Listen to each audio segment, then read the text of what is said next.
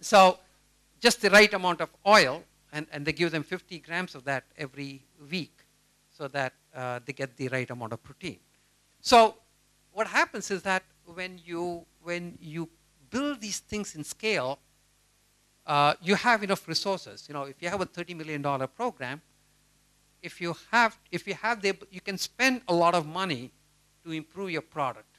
Because if you can shave another penny off the product, it's a huge saving because now we have the huge volume, right? And so I think somehow bringing the execution excellence into the nonprofit sector is a good thing, but it's a challenge because the challenge is how do you bring innovation into that sector without overwhelming it? You know, I think what happens is a lot of times people want to bring new ideas, but then unless you somehow have the ability to make that idea into the idea of the people who need it, it'll not work. It'll not work. It'll not stick, right? And so you have to bring the innovation, but you have to let people assimilate it. And slowly, the idea has to become theirs. And they are the ones who have to innovate, and you sort of become a non-entity, almost, right?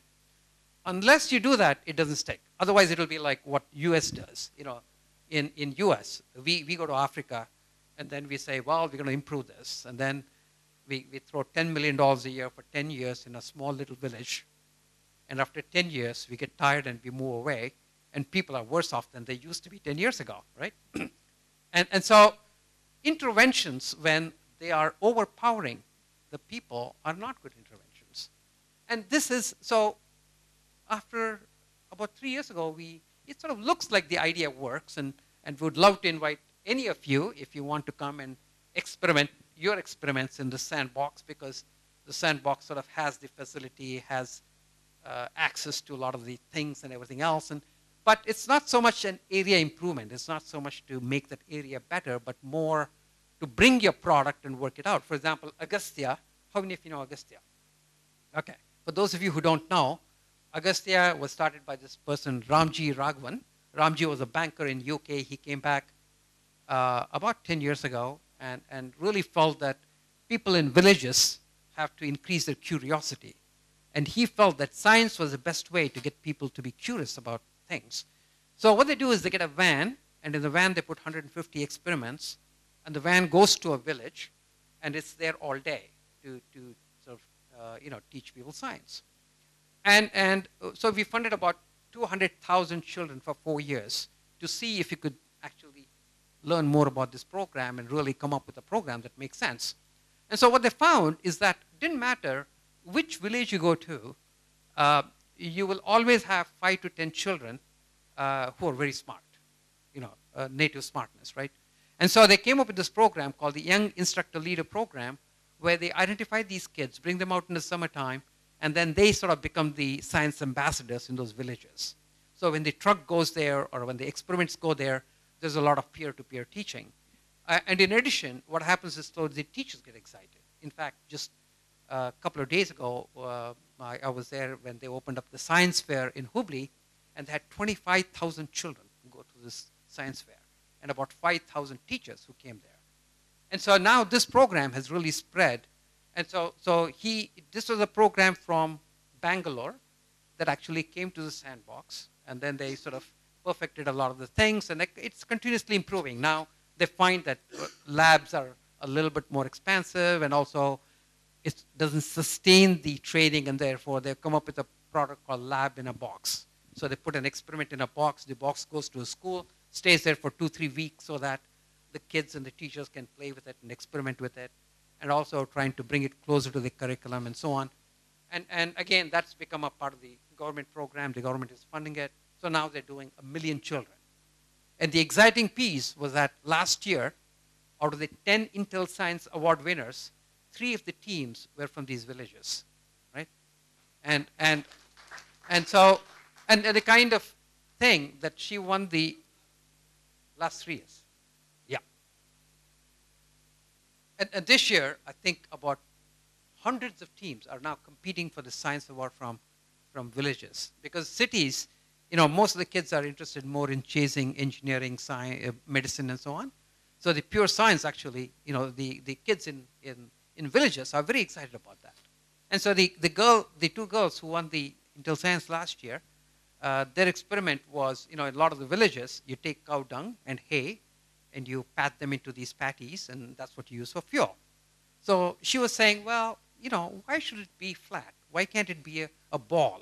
Why can't it be a rod, right? So that was her experiment. So she took the same amount of cow dung and hay and made them into all these different shapes and boiled a big pot of water and saw which one gives out more heat. And that was her science, Intel Science thing, which won the award, right? So a lot of these people, if you have a way to actually get your system out, and the other big part, you know, I think, so the value of the sandbox is that you create the capacity to expand the program very quickly. And that's because Naveen has created a lot of training programs. So, you know, you can have virtual sandboxes, which is what AFI is in some ways, because you can virtually get connected, which is a good thing. And you need that to experiment your ideas and everything else. But to scale, somehow you need a little bit more physical capacity, because you need people in villages, you know, because what happens is the smart people from Bangalore are not going to come and work in a village, right? I mean, they'll come and visit if you want, but they're not going to stay there. And the very smart people in villages, which is 0.01%, you know, real bright kid, he's not going to stay in the village either. He'll go to, you know, you train him, and then he'll go to Bangalore. So to really create the capacity, you actually have to develop a lot of local talent. And so because we are now creating a lot of this local capacity, we sort of have the ability to sort of have these people very quickly recruit hundreds of people that we are training to be able to scale these programs. So about 3 years ago, you know, we started thinking, in some ways in US, we said, well, we need technical innovation. And then in India, we need social innovation. But then after a second thought, it became clear to us that US actually needs social innovation as much or more than what India needs. Because in US, I mean, the bottom 30% of the people are having a very difficult time. And going forward, they're going to have even harder time, because the whole economy is all driven by this innovation economy, and the standard of living is very high. And so it's very hard for those people to actually participate in the part of the economy unless they become innovative and entrepreneurial themselves. And you can also see the need for it, because what happens is Boston is one of the most compassionate towns in the world, right? Huge intellectual capacity, huge compassion. So we probably have about 1,000 nonprofit organizations in Boston, out of which about 50 of them are world class. I mean, you can't beat them, right? And then you say, who needs them the most? There are places like Lawrence and Lowell, right in Massachusetts, within the state. Lawrence is the 41st poorest town in the United States, right? And Lawrence is the one that needs all this help that all these nonprofits are doing, but nobody can ever get in, right? And so you see that unless you have local entrepreneurs and innovators, unless you have receptacles within the society which can accept these solutions and great ideas that all of you come up with, it's not going to stick. And so we actually started a sandbox in Lowell and Lawrence, and it's about 3 years old, and it's amazing how important it is for that country. And so we have one in Lowell Lawrence, we have one in Canada, and one in Hubli. And Hubli is probably the bigger, and we have about 60 people in on staff, and Naveen has about 60 people there. We train hundreds of people, and so we do a conference every year, and this year it's going to be on June 30th. All of you are welcome to come if you want to come to Hubli. In fact, Ratan is coming, Ratan Tata, and January 30th, sorry. How many of you are coming? I know quite a few of you are coming. Yeah. So, you know, Ratan is coming, Ratan Tata, and Narayan Murthy, and Mashelkar, and we get a lot of people from US. In fact, we get a lot of people from the other sandboxes in Canada and US and so on. So it's a work in progress. We're trying to figure out what's a good way to really create this energy and do it right. And I think any way all of us can sort of really think about how do we bring the execution excellence of this part of the world to that part of the world, because the competitive part of the world is so competitive that people work so hard and constantly they're fighting for just a little bit of this competitive advantage, right? And then you have the other part of the world which doesn't benefit from any of that part of it. And so you can't, if you leave the two worlds alone, we're not going to change the world. We're not going to make the two worlds come closer. So somehow we have to benefit that part of the sector. And in some ways, the problems in that sector are not really that hard. For example, Akshay Patra, for $30, you feed a child for the whole year, without any subsidy, right? I mean, $30 is the actual cost of feeding a child a good, nutritious meal, chapati, sabji, dal, or a rice, sambar, and yogurt in the South. It's a local cuisine, local produce, something that the kids just love. $30 will feed a child. So let's say 2 meals is $60. You have to feed 1 billion people, $60 billion. I mean, $60 billion is nothing for the economy, right? So if you actually think about it, the problems are really not that difficult. But you do have to have a way to bring the two sides together, the financial resources, the competitive competence, all the management skills, everything else that you have on this side into that sector to actually solve some of those problems.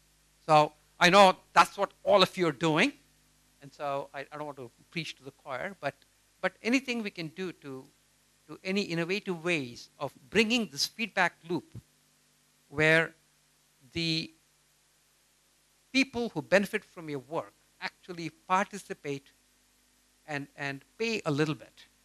Because by paying a little bit, number one, they have dignity. Number two, they demand, because you want them to demand. You want them to sort of complain. You want them to say what they need, because it's only that feedback loop that sort of gets the right thing happening.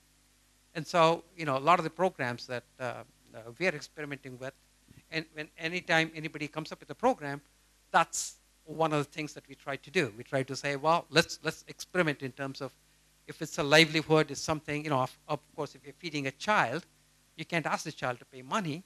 You have to create some other ways of getting the feedback. But for example, Naveen works with BIF to do tree planting. You take an acre of land, which is arid, and then you put 40 mango trees, put about 300 trees around the periphery. Over the course of 4 or 5 years, all the leaves fall down. You create a biomass, and the trees start producing mangoes and income in about 4 years. But, the organizations that were doing all these things, they were very happy raising charitable dollars and just doing as many acres as could. And slowly we have started actually getting the farmer to participate in it. So they pay 25% now. And two things have happened. Number one, it's more sustainable financially. But more importantly, the product has improved tremendously because the person cares. He cares a lot. So as we gain our confidence that we actually can create that income for the farmer, would like to figure out a way that he would actually pay not 100%, but maybe 150% over the course of time as he makes 40,000 rupees a year on that farm. And if you can do that, then you can seed this whole effort with $5 million, $10 million or whatever, and then you can do thousands of acres, right? And you make it scalable, you make it something that the customer wants and everything else. So any new ways we can think about as to how we can get them to be full participants in co-creating the solution, I think is a good methodology. And everybody's looking for these, whether it's Bill Gates or any of these guys. I think they're very, very supportive. I mean, Bill Gates, I and my wife, we just spent a couple of hours with him a few weeks ago in Seattle, and he was pretty excited about, learning a little bit more about how do you get people to experiment and become a part of that solution creation as opposed to a top-down.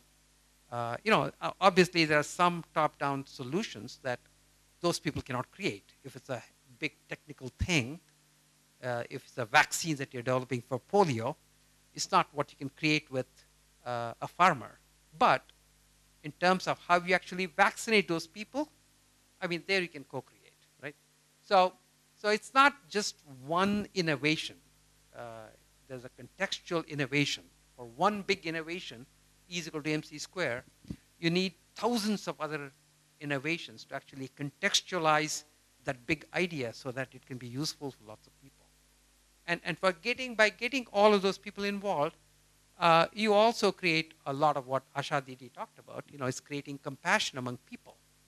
And it's that compassion. So when these thousands of students are doing the social projects, it not only gives them an experiential learning opportunity to build up their capabilities to feel entrepreneurial and feel empowered that they can do something about things, but also it creates a lot of compassion and social consciousness. And so somehow creating that dynamic within the society, I think, is a lot of fun. It's a lot of fun and very exciting. And I know it's time for dinner.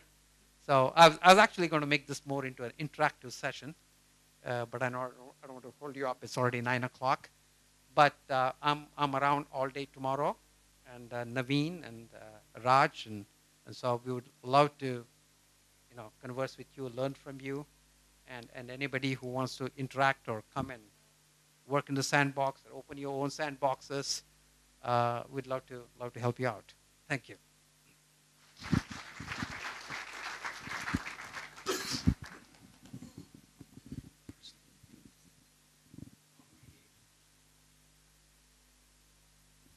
So I think it's not a one-way street. Just like you have to bring the execution excellence to this side of the world, you have to bring compassion from here to here. So how do you do that? I think you create role models. For example, for the Akshay Patra, when we raise the money, we have a lot of excellent advisors who are very credible in the business world. Narayan Murthy, Nitin Noria, the Dean of Harvard Business School, Deepak Chopra, Farid Zakaria, and a whole bunch of other people.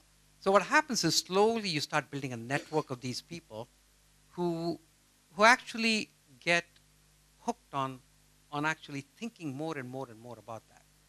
And for example, the CEO of Whole Foods in US, I mean, it's amazing how committed he is. And he's actually, it's a little bit of what Asha Didi said as well as to how businesses based on values are sustainable a lot longer. Otherwise what happens is you build a house of cards and then it becomes very hard to sustain it. So I think it's just like you have to educate this side of the house. You also have to educate that side of the house. But you find that a lot of the new money, new entrepreneurs who are actually creating the new wealth actually buy into this big time. Because most of the entrepreneurs, even when they start a company, the people who really say, I just want to make money, usually don't work.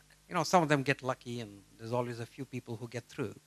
But the people who really become successful are the people who say, I want to change the world. I want to make it a better world in some way or the other. So they're already hooked on that concept of making it a better world. And so I think the more and more we bring the two sides together, I think you'll naturally start seeing more and more of that. Yes? Right. So, I think when we actually started this, whenever you say you have a foundation, the bad thing is you get solicited everywhere. Everybody wants your money, right? And so when we started the sandbox concept, and when I and Jayshree said, well, let's do it in Hubli, which is our hometown where both of us grew up, initially it felt very awkward. It felt very parochial. It sort of felt like, hey, just doing a little bit of good to your home thing. But actually it turned out that actually it gives a context. The limited resources that we have, unless we focus all the effort right in the sandbox, it's very hard for us to actually get anything done. So if you want to bring your model and test it out and perfect the model and then take it somewhere else, we would be glad to have you in the sandbox. But if you're looking for funding somewhere outside of the sandbox, I think it doesn't quite fit into the model that we have with the limited resources that we have. Yeah, yeah. I think all these things, I find them to be, we are still struggling to see whether this is real or whether we're drinking our own Kool-Aid. So, the gut feel says that it's probably a good thing and there's a good learning to be had. But I think slowly we're feeling, Sanjay, as you know, he's always there. Whenever more than 3 people get together, Sanjay is there. So he's attended every annual conference that we have done. And so he's been bugging us for the last 6 years to say, hey, let's get other people to do sandboxes, spread the word out, take the learnings out and everything else. And we always say, no, we're not quite ready for it yet. Because you want to, I think slowly we are feeling a little bit more confident that maybe there's something to this. And so you're right. I think as we learn a little bit more, Harvard Business School wrote a case on this. And so I think slowly we're getting to the point where it's worth, at least writing something about it. But a lot of this work is sort of very commonsensical. And so it's really, I think, more experiential learning as opposed to, because all of you are so smart. I don't know if there's one magic trick that you can just give somebody. So it's a little bit more of collective wisdom and a collective support. And also, I think what happens is, it doesn't matter whether it's social entrepreneurship or regular entrepreneurship. Entrepreneurship, when you're trying to do something and change the world, it is a very lonely experience. It's a little bit of what the gentleman there was saying, where he's trying to change the world and then there's hurdles, right? And Asha Didi talked about it too, because it's when you try to do something and change the world, you just come across hurdles, and each of those hurdles are unique. It's true that you don't want to be tripping on the same things that hundreds of people have tripped on. So you want to talk to the other people who have been to the Mount Everest and, maybe pack your things properly and everything else. But unfortunately, there is no way to make sure that you have solutions for all of those things. Because if you did, then it's not really entrepreneurship anyway, right? I mean, it becomes a part of the solution that somebody's already solving it. And so I think what these things do is collectively they get you to come together and share your misery together. And because in some ways, like I promote a lot of entrepreneurship. I share, very active in TIE and in MIT and in Obama, innovation, entrepreneurship, everything else. And entrepreneurship is a great way to live, because when people who are entrepreneurs are always very optimistic, right? They always believe that tomorrow is going to be a better day than today, right? And isn't that a great way to live all your life, feeling that tomorrow is better than today? And so living a little bit with that illusion, being a little naive, it's a great asset. So don't lose it. But at the same time, entrepreneurship is nothing but getting people into trouble. So when people get into trouble, I and my wife always talk about it. Are we doing service or are we just getting people into trouble? And so I think it's a little bit of that, building the support network and sharing that experience, I think helps. So great. Well, thank you. Thank you very much.